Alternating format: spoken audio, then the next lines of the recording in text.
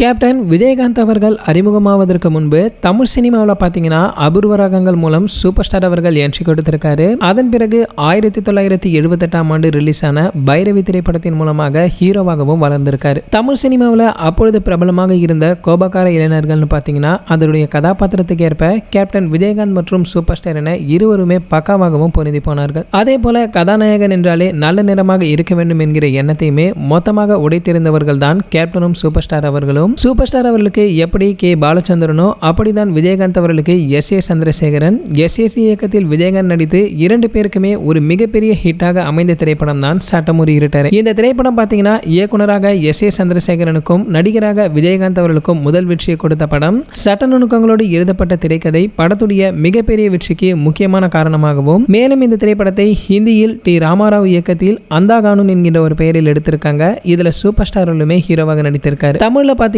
விஜய் என்கிற கேரக்டரில் விஜயகாந்த் நடித்திருந்த கேரக்டரை ஹிந்தியில் விஜயகுமார் சிங் என்கின்ற பெயரில் சூப்பர் ஸ்டார் அவர்கள் ஏற்று நடித்திருந்தார். மேலும் பார்த்தீங்கன்னா ஹேமமாலினி, ரீனா ராய், அமரீஷ் பூரி என நட்சத்திர பட்டாலுமே அவருடன் அந்த திரைப்படத்திலுமே நடிச்சிருக்காங்க. சரி, ஓகே, இது போன்ற சினிமா பற்றி வெளியாகும் அனைத்து செய்திகளை நீங்க உடனே தெரிஞ்சுக்க நம்மளுடைய ட்ரெண்ட் சென்டர் நம்ம சேனலை சப்ஸ்கிரைப் பண்ணிக்கங்க. பக்கத்தில் உள்ள பெல் ஐக்கானை கிளிக் பண்ணிட்டீங்கன்னா நீங்க நம்ம வீடியோவை மிஸ் பண்ணாம பார்க்கலாம்.